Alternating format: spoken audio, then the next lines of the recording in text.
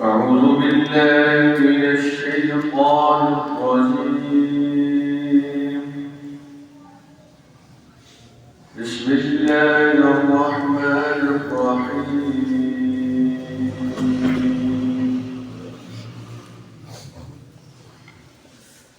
يا أيها الذين آمنوا كتب عليكم الصيام كما كتب على الذين من قبلكم لعلكم تتقون. قال الله تبارك وتعالى: ألا إن أولياء الله لا خوف عليهم ولا هم يحزنون الذين آمنوا وكانوا يتقون. قال الله تبارك وتعالى: يا أيها الناس إنا خلقناكم من ذكر وأنثى وجعلناكم شعوبا وقبائل لتعارفوا إن أكرمكم عند الله أتقاكم إن الله عليم خبير. قال الله تبارك وتعالى: ألف لام ميم. ذلك الكتاب لا ريب فيه هدى للمتقين.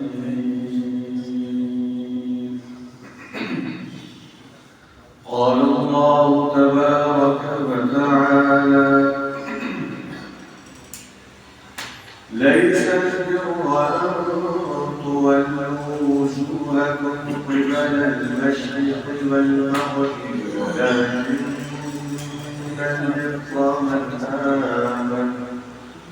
ولكن البر من آمن بالله واليوم الآخر والملائكة والكتاب والنبيين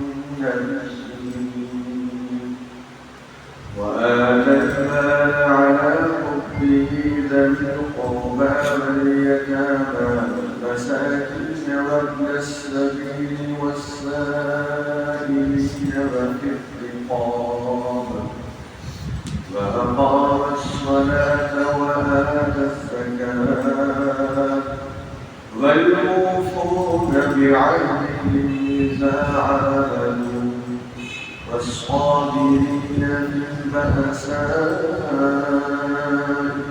والضراء وحين البأس أولئك الذين صدقوا وأولئك هم المتقون. قال الله تبارك وتعالى: ولمن خاف مقام ربه جنتان فبأي آلاء ربكما تكذبان. صدق الله العلي العظيم. جزا الله عنا محمدا باب وآله. رضيت بالله ربا وبالإسلام دينا وبمحمد نبيا صلى الله عليه وسلم. محترم سامعین کرام، میں نے قرآن مجید فرقان حمید کی جس صورت سے آیات تلاوت کی ہے، ان کا بنیادی مقصد لوگوں کے اندر اس بات کو اجاگر کرتا ہے اللہ تبارک و تعالیٰ کو وہ لوگ پسند ہیں جن کی زندگی سے خوف خدا کی تصویر کامل شکل میں نظر آئے. اور دوسری بات یہ رہتی ہے اس میں کوئی شک نہیں ہے کہ وہ بہت بڑی ہستی ہے، طاقتور ہے، غالب ہے، حکمت والی ہے، اس کے سامنے کوئی ٹھہر نہیں سکتا.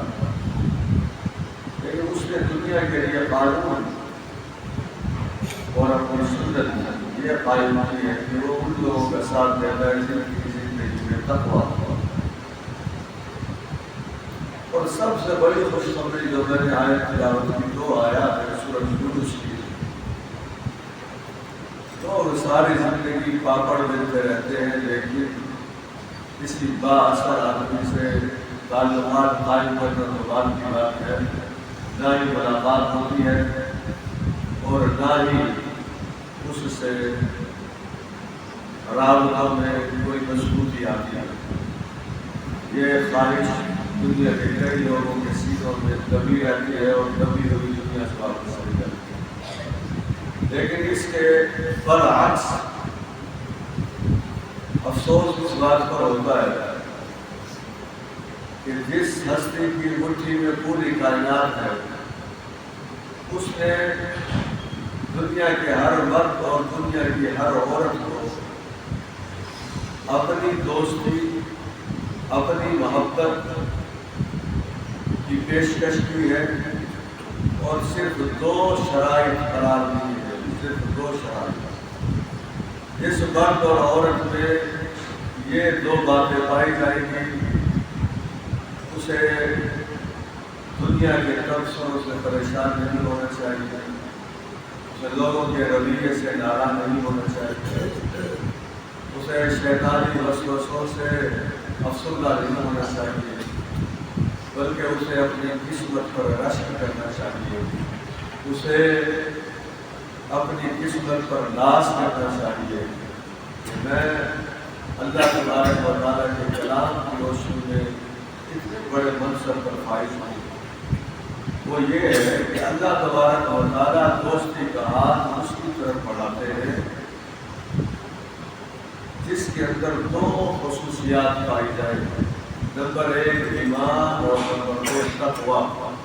یہ بات نوٹ کر لیجیے. نمبر 1 ایمان، نمبر 2 تقویٰ. اب آپ دیکھیے مجھے پاکستان کا کوئی ایسا خاندان بتائیے جس کے مردوں اور عورتوں نے تقویٰ کو اپنے خاندان کی اجارہ داری بنا دیا. کوئی خاندان ہے جسی خاندان کا نام لے سکتے ہیں کہ اس خاندان نے تقوی کو ایسا اختیار کیا کہ ان کے سارے بچے متقی ہی پیدا ہو رہے ہیں. ایسی بات نہیں ہوتی. اس تقوی پر کسی صوبے کا کوئی قبضہ نہیں ہے، اس تقوی پر کسی ملک کا کوئی قبضہ نہیں ہے. حتیٰ کہ اسلام کا آغاز عرب کے علاقے میں ہوا، لیکن تقویٰ پر مکہ مکرمہ اور مدینہ منورہ کے لوگوں کا بھی کوئی قبضہ نہیں تھا.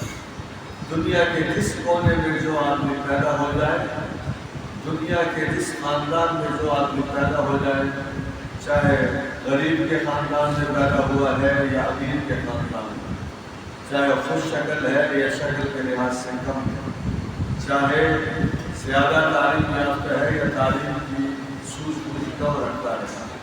اگر آپ مجھ سے پوچھیں تو میں قرآن مجید کا ایک اپنا طالب ہونے کے ناطے یہ بات بلا خوف تردید آپ سب کو بتا سکتا ہوں کہ دنیا میں جب ہم یہ کہتے ہیں کہ فلاں فلاں کو ترقی کا موقع نہیں ملا، کسی کو موقع ملتا ہے، تو میں اس بات کو اس انداز میں کہتا ہوں دنیا میں ہر مرد اور ہر عورت کے پاس ترقی کے راستے پر چلنے کے پورے مواقع ہیں جب تک اس کی سانس بند نہیں ہو جائے. وہ موقع کیا ہے؟ وہ موقع ہے اللہ تبارک و تعالیٰ کے احکامات پر پورا اترنے کا جذبہ پیدا کرنا. بس یہی رمضان مبارک کا پیغام ہے، یہی قرآن مجید کا پیغام ہے. اسی سے ہی پھر معاشرے جنت نظیر بن جاتے ہیں، اسی سے ہی معاشرے ترقی کرتے ہیں. آج میں اپنے کالج کے ایک ٹیم کے ساتھ ٹیم کا لفظ میں نے سمجھانے کے لیے کہ قدر کم ہے، مقام کم ہے. چوتھے گریڈ کے جو ملازم ہوتے ہیں، میں اس کے ساتھ بیٹھا ہوا تھا میں سے کچھ لمحات پہلے، تو اس کے بیٹے پر اس کے بھتیجوں نے حملہ کیا، اور پھر جب پرچے کی باری آئی، پولیس کی باری آئی، تو کسی نے اس کے بھتیجوں کو یہ مشورہ دیا کہ تم بھی اپنی ایک انگلی جو ہے اسے زخمی کر لو، توڑ لو، تاکہ ان کے خلاف پرچہ دے سکو. اب آپ دیکھیے، وہ تو علیحدہ بحث ہے کہ میڈیکل رپورٹ کیا کہے گی، یہ بھی علیحدہ بحث ہے تفتیشی افسر کیا کرے گا، یہ بحث بھی علیحدہ ہے کہ اس کا نتیجہ کیا نکلے. لیکن میں آپ سے صرف ایک سوال کرتا ہوں، جس آدمی نے اپنی انگلی خود توڑی ہے اور انسان کسی اور پہ لگا دیا ہے، قیامت والے دن بھی آدمی جھوٹ بول سکے گا؟ بول سکے گا؟ ہمارے معاشرے میں کیسے ترقی کرے؟ ہم ابھی ایک سیکنڈ تو بڑی بات ہے، ہم سیکنڈ سے پہلے جھوٹ بولنے کے لیے تیار ہیں، سیکنڈ سے پہلے جھوٹ کا سہارا لینے کے لیے تیار ہونا. پھر ماہ سیام سے کیا سبق سیکھا؟ معذرت کے ساتھ میں صرف آپ کی بات نہیں کرتا، میں خود اس میں شامل ہوں. ہم میں سے جو آدمی جھوٹ سے چھٹکارا حاصل نہیں کر سکا، بس میں اب ظاہر یقینی بات تو میں کہہ نہیں سکتا، لیکن فکرہ میں صحیح کہہ رہا ہوں، جو مرد اور عورت جھوٹ سے چھٹکارا حاصل کرنے کی خواہش نہیں رکھتا، مجھے تو بڑا مشکل لگتا ہے کہ اسے جہنم سے چھٹکارا کرتا.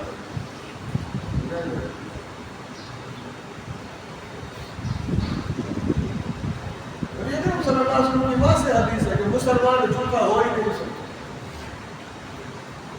جھوٹے مقدمات کروا، جھوٹی گواہی دینا، جھوٹے لطیفے سنوانا، جھوٹے الزامات لگوانا، جھوٹ کی بنیاد پر گھر میں فساد برپا کروانا، کیا فائدہ ہے؟ تمام جھوٹ. اللہ تبارک و تعالیٰ نے خوف خدا کو بنیاد بنایا. آج ہم اس مختصر سے وقت میں نے 3 موضوعات پر بات کرنی ہے.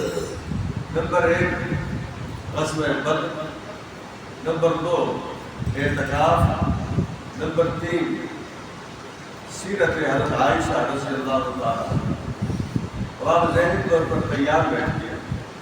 ظاہر ہے اس مختصر سے وقت میں تینوں عنوانات پر نہ تو تفصیلی تقریر ہو سکتی ہے اور نہ وقت اس کی اجازت دے گا. میں ابھی جھوٹ کا تذکرہ کر رہا تھا، تو چلیے غزوہ بدر سے ہم شروع کر لیتے ہیں. اور پھر دوسری بات ہم نے کہی عائشہ رضی اللہ تعالیٰ عنہا کے اعتکاف. پہلے میں ان 2 چیزوں کے آپ کے سامنے رکھوں، توجہ میری طرف ہی رکھیے گا، ویسے رکھی ہوئی آپ کی، لیکن میں مزید توجہ بڑھانے کے لیے کہہ رہا ہوں. جب غزوہ بدر ہوا تھا تو ایک طرف ایک فریق کی صفیں تھی اور دوسری طرف دوسرے فریق کی صفیں تھی.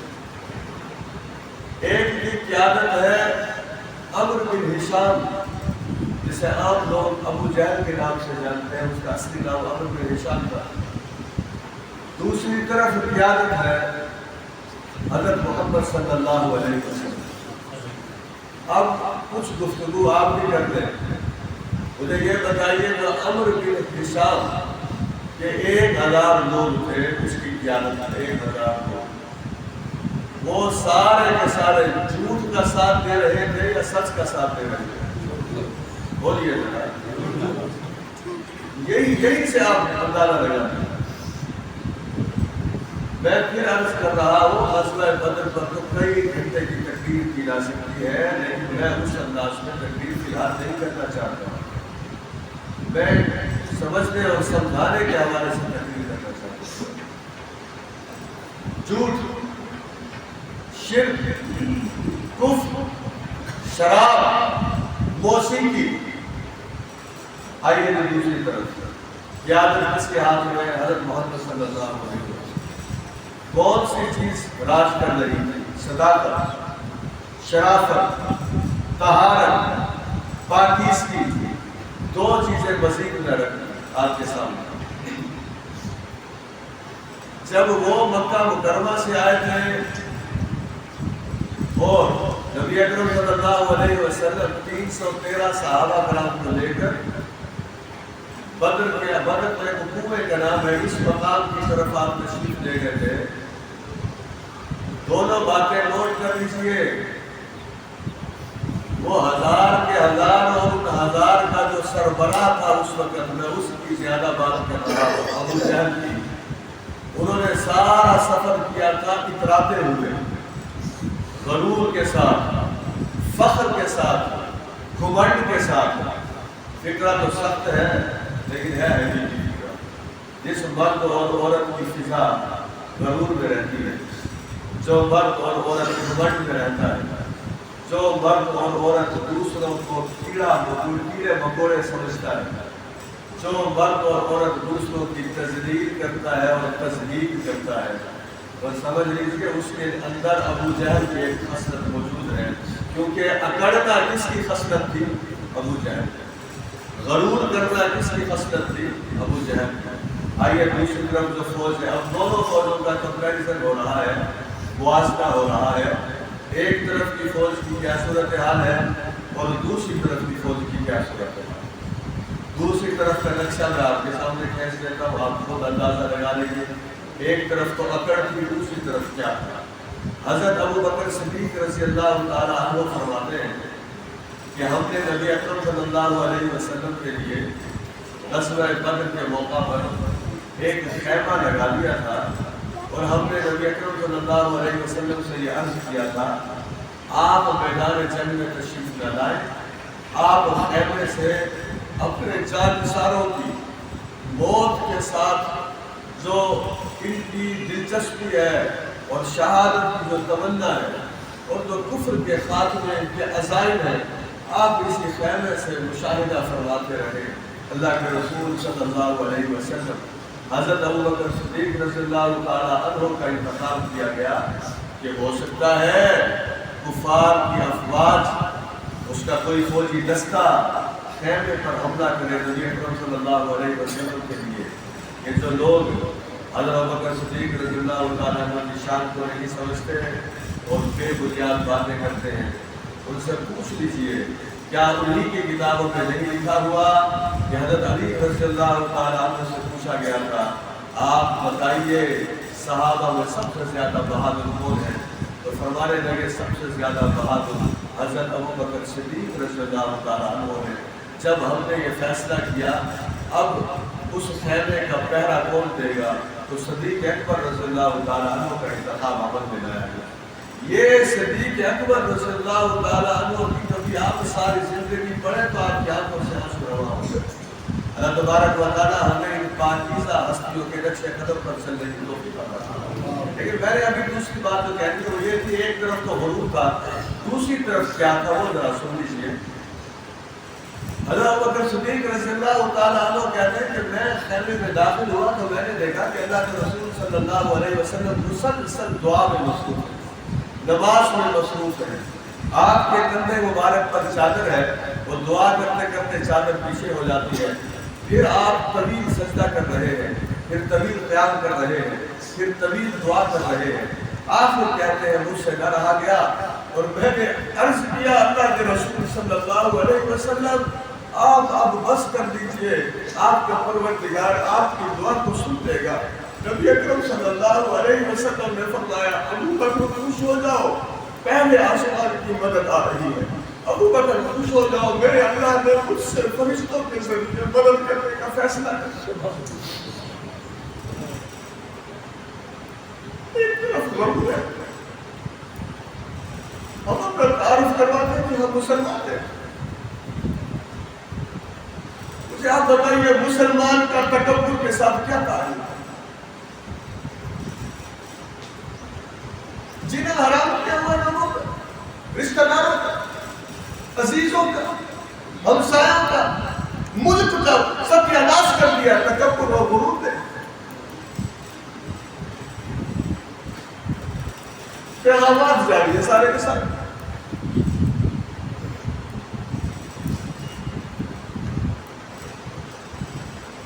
اب آئیے تصویر کا ایک اور آپ کے سامنے رہا، شراب چل رہی ہے ابو جہل کے کیمپ میں، گانے والے ہوتے ساتھ لائف ہے کہ جب ہم کامیاب ہو جائیں گے تو پھر ذہن میں رکھیے جو کافروں کی خوشی ہوتی ہے وہ موسیقی کے بغیر مکمل نہیں ہوتی۔ آپ میں سے جن جن کے گھروں میں شادیوں میں موسیقی راج کرتی ہے، ہر کمرے سے موسیقی کی آواز آتی ہے، دکانوں سے موسیقی کی آواز آتی ہے، ابھی شیوال کا چاند نظر نہیں آیا کہ گھروں کے ٹیپ ریکارڈ جو 1 مہینے سے بند تھے ان کا منہ کھول دیا جائے گا۔ میں اب کیا کہوں، ٹیپ ریکارڈ کا منہ کھولا گیا یا اپنے تقوی کا جنازہ نکال دیا۔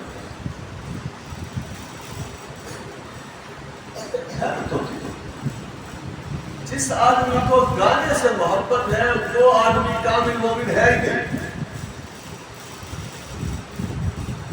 جو فلمیں دیکھنے کا شوقین ہے مرد اور عورت وہ کامل مومن نہیں ہے۔ جو بیہودہ تصاویر، یہ حفاظ، وہ تو شرم آتی ہے انہیں حافظ کہتے ہیں۔ میں ایسے حافظ کو حافظ سمجھتا ہی نہیں، میں تو یہ کہتا ہوں اس حافظ کو دیگر لوگوں کے مقابلے میں زیادہ عذاب دیا جائے گا۔ اس کے سینے کو اللہ تبارک و تعالیٰ نے 30 سپاروں سے منور کر دیا۔ وہ بدبخت قرآن کے نور کو سینے میں رکھنے کے باوجود بے حیائی کی طرف جا رہا۔ آپ یہ نہ سمجھیے گا کہ حافظ قرآن پر زیادہ وبال آئے گا۔ کیا آپ سب اگر غیر حافظ ہوئے تو آپ سب کے سینوں میں ایمان نہیں ہے؟ اس کے سینے میں ایمان ہے اور پھر وہ بے حیائی کی طرف بھاگتا ہے۔ اس آدمی کو کیا کرنا، چاہے وہ مرد ہے چاہے عورت ہے، چاہے کالج کی اسٹوڈنٹ ہے چاہے یونیورسٹی کی اسٹوڈنٹ، چاہے کسی سکول کے تعلیم حاصل کرنے والی لڑکی ہے یا لڑکا ہے۔ اسی کی راج کر رہی تھی ابو جہل کے کیمپ میں۔ دوسری طرف کیا ہو رہا ہے، وہ تو مستی کر رہے ہیں۔ اللہ کے رسول صلی اللہ علیہ وسلم نے پاکستان کی آبادی 22 کروڑ چھوڑیے، اس وقت مسلمانوں کی تعداد ہے 2 ارب۔ اب غور فکر لیجیے، میں جذبات میں تو آیا ہوا ہوں لیکن پھر بھی آنے کے باوجود میں صحیح فکر کہہ رہا ہوں۔ مسلمانوں کی تعداد ہے 2 ارب اس وقت۔ صحابہ کے بعد سے لے کر جتنے مسلمان اب تک آئے ہیں ان کی تعداد خربوں میں ہوگی۔ قیامت تک جتنے آئیں گے پھر خربوں سے بھی آگے بڑھ جائے گی۔ لیکن غور سے سن لیجیے، جو 313 صحابہ بدر کے میدان میں موجود تھے، یہ اربوں خربوں مسلمان ہم سارے ان کی جوتی کے خاک کے برابر بھی تھے۔ میں کہوں گا صحابہ، آپ کے کہنے زندہ باد، صحابہ کرام زندہ باد، صحابہ کرام زندہ باد، صحابہ کرام زندہ باد۔ اب ذرا بات یاد کر دیجیے، بات پہ آپ کے سامنے رکھ رہے ہیں۔ لوگ کہتے ہیں نا ہمارے تو بڑے فالوورز ہیں، کروڑوں کی تعداد میں ہمارے فالوورز، کوئی کہتے ہیں لاکھوں کی تعداد نہیں۔ فالوورز ملے ہیں تو پھر حضرت محمد صلی اللہ علیہ وسلم 313 لوگوں کی تربیت جو مکہ سے مدینہ منورہ ہجرت کر کے آئے تھے، 13 سال ان کی تربیت کو ہو چکے تھے، اور جو انصار سے مسلمان ہوئے تھے ان کی تربیت کو بھی کسی کو 2 سال ہو چکے تھے، جو پہلے سے مسلمان ہو چکے تھے کسی کو 5 سال ہو چکے تھے۔ ذہن میں رکھیے، دنیا کی تاریخ میں آج تک کسی منتشر ہجوم نے انقلاب برپا نہیں کیا۔ انقلاب ہمیشہ تربیت یافتہ طبقہ برپا کیا کرتا ہے۔ ذہن میں رکھیے، یہ ساری تاریخ اٹھا لیں، کتابیں اٹھا لیں ساری کی ساری، جب سے دنیا بنی ہے اور آج تک جا کے پڑھیے، کوئی ایک مثال آپ میرے سامنے لے آئے کہ ہجوم نکلا اور اس نے دنیا کو عدل و انصاف سے بھر دیا۔ دنیا کو عدل و انصاف سے بھرتے ہیں تربیت یافتہ افراد۔ اور تربیت یافتہ بھی کسی چیز کے؟ قرآن اور حدیث کے تربیت یافتہ. جب تک پاکستان اس دہلیز پر نہیں پہنچتا اس وقت تک سارے خواب ہیں. ان خوابوں کی تعبیر اللہ تبارک و تعالیٰ ہمیں عطا فرمائے گا. اب ذرا سنیے، نبی اکرم صلی اللہ علیہ وسلم نے غزوہ بدر سے پہلے ایک حالت جنگ میں، میدان جنگ میں اللہ تبارک و تعالیٰ کے حضور ایک بات کی تھی دعا کی شکل میں، پھر ساری زندگی ویسی بات ارشاد نہیں فرمائی. جب مقابلہ بھی شروع ہو رہا تھا تو آپ نے اللہ تبارک و تعالیٰ سے عرض کیا تھا، پروردگار یہ مٹھی بھر افراد جنہیں میں تیار کر کے یہاں لے آیا ہوں، اگر آج یہ اس میدان جنگ میں سارے شہید ہو گئے اور انہیں شکست ہو گئی تو اے اللہ سن لے، پھر قیامت تک تیرا نام لینے والا دنیا میں کوئی نہیں ہے. یہ جو آج ہم ابھی نماز جمعہ ادا کر رہے ہیں یہ غزوہ بدر کا فیضان ہے. یوں سمجھ لیجیے کفر کو شکست ہوئی، شرک کو شکست ہوئی. اچھا جذبہ کیا تھا؟ اللہ لوگوں نے اپنے بھائیوں کو قتل کر دیا. حضرت عمر فاروق رضی اللہ تعالیٰ عنہ نے اپنے ماموں کو قتل کر دیا. ایک صحابی تو ایسے ہیں جنہوں نے ابو جہل کی فوج میں ان کا باپ تھا، سگا باپ، انہیں قتل کر دیا. باپ کو قتل کیا ہے. ابھی میں خطبہ پڑھوں گا، زندہ رہا تو پڑھوں گا، آپ نام سنتے ہیں ابو عبیدہ بن جراح. یہ وہ صحابی ہیں جنہوں نے اپنے سگے باپ کو قتل کر دیا. کہ اگر تم اللہ کے رسول سے محبت نہیں کرتے، اگر اسلام تمہاری منزل نہیں ہے، پھر میں تمہارے اس ناپاک وجود کو زمین سے ختم کر رہا ہوں. ابھی دیکھیں نعرہ تکبیر. شیخ صاحب کی آواز کی زیادہ ہے، آپ کی کم ہے. شیخ صاحب آپ لگا جا رہا تھا. نعرہ تکبیر. نعرہ تکبیر. میں نعرہ مکمل کروا دیتا ہوں. نعرہ تکبیر. رہبر و رہنما رہبر و رہنما شان صحابہ، شان اسلام، شان قرآن، شان اولیاء، شان جہاد. یہ فضا نبی اکرم صلی اللہ علیہ وسلم کے 14 صحابہ شہید ہوئے، ادھر 70 مارے گئے. ابو جہل کو قتل کرنے والے جو 2 لڑکے تھے، آپ ذرا دیکھیے تو صحیح. ہمارے امتی کو تھوڑا سا کچھ معاملہ ایسے گڑبڑ ہو جائے تو ہم تکلیف میں کیسے کراتے رہتے ہیں. وہ جو ابو جہل کو قتل کرنے کے لیے نکلے تو کچھ زخم انہیں بھی آیا. یہ بازو رکاوٹ بن رہا تھا ابو جہل کے قتل کرنے میں. انہوں نے اپنے اس بازو کو ایسے کھینچا اور پھینک دیا کہ میں ابو جہل کو جب تک قتل نہیں کروں گا. اچھا کیوں قتل کرنا چاہتے تھے؟ حضرت عبداللہ بن مسعود کہتے ہیں رضی اللہ تعالیٰ عنہ، کہتے ہیں میں جنگی میدان میں تھا تو 2 نوجوان، یہ کہ جتنے نوجوان یہاں بیٹھے وہ ذرا سن لیں، انہی نوجوانوں نے سدھرنا ہے تو پاکستان سدھرنا ہے. یہ نوجوان موبائل کی زد میں، یہ نوجوان سٹریٹ کرائمز کرنے والے، یہ نوجوان بے حیائی کی لت میں، یہ نوجوان شراب اور جوئے کے عادی، یہ نوجوان نمازوں سے دور، تراویح سے دور، تلاوت سے دور، والدین کی فرما برداری سے دور. ایسے نوجوانوں کے ہاتھوں ملک سمرا نہیں کرتے، ڈوبا کرتے ہیں. اللہ تبارک و تعالیٰ پاکستانی نوجوانوں کو عقل سلیم عطا فرمائے. یہ بھی تو نوجوان تھے. کئی نوجوانوں کی بات سن لیجیے، کہنے لگے چچا جان ہمیں بتائیے ابو جہل کون ہے؟ کہتے میں نے کہا تم نوجوانوں چھوٹی عمر کے ہو کیا کرو گے؟ کہنے لگے ہم نے سنا ہے کہ وہ ہمارے نبی کو بڑی تکلیف پہنچایا کرتا تھا. سمجھ آ رہی ہے بات کی؟ ہم نے سنا ہے ہمارے نبی کو بڑا ستایا اس نے، آج ہم اسے زندہ نہیں چھوڑے. 2 ارب مسلمان موجود ہوں، جو ملک جب چاہے نبی اکرم صلی اللہ علیہ وسلم کے خاطر شاہد ہے. 2 ارب مسلمان موجود ہو، جو ملک جب چاہے نبی اکرم صلی اللہ علیہ وسلم کے کارٹون شاہد ہے. 2 ارب مسلمان موجود ہو، جو ملک جب چاہے قرآن مجید کے نسخے کو آگ لگا دو. 2 ارب مسلمان موجود ہو، جو جب چاہے صحابہ کرام کے خلاف باتیں وائرل کر دے یوٹیوب پر، فیس بک پر. تو کیا ہم سب کی ایمانی غیرت پر ایک سوالیہ نشان نہیں ہے؟ انہوں نے کہا نہیں بتایا انہیں یہ ہے، قتل کیا. تو میں نہیں چاہتا کہ وقت زیادہ ہو جائے. 2 باتیں مزید سن لیجیے. اعتکاف نبی اکرم صلی اللہ علیہ وسلم کی ایک حدیث ہے، اگرچہ ضعیف حدیث ہے.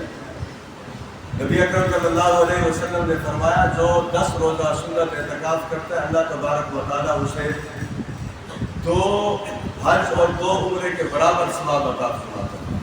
میں نے ابھی مسجد انتظامیہ سے تو بات نہیں کی، لیکن مجھے امید ہے انشاءاللہ ہمارے لیے اور بھی بہت سے لوگ یہاں موجود ہوں گے. میں تو یہ پیشکش بھی دیتا ہوں کہ اگر 5 افراد 10 افراد اعتکاف کے لیے یعنی معتکف ہونے کے لیے یہاں تیار ہیں تو ہم انشاءاللہ اس چیز کی کوشش کر سکتے ہیں کہ انہیں افطاری اور ساری کا یہاں بندوبست کر دیا جائے گا. ایسے لوگ الحمدللہ موجود ہیں. مجھے امید ہے اللہ کی رحمت سے کہ یہ کام ہمارے لیے مشکل نہیں ہوگا انشاءاللہ. تو نوجوان آج سے ہی اس کی ترتیب بنائیں. جس کے پاس اللہ تبارک و تعالیٰ کی دی ہوئی فراغت ہے، صحت ہے، تو سنجیدگی سے سوچیں. اتنی بڑی سعادت مل رہی ہے. اور ایک فکرہ کسی نے لکھا ہے، بڑا زبردست فکرہ.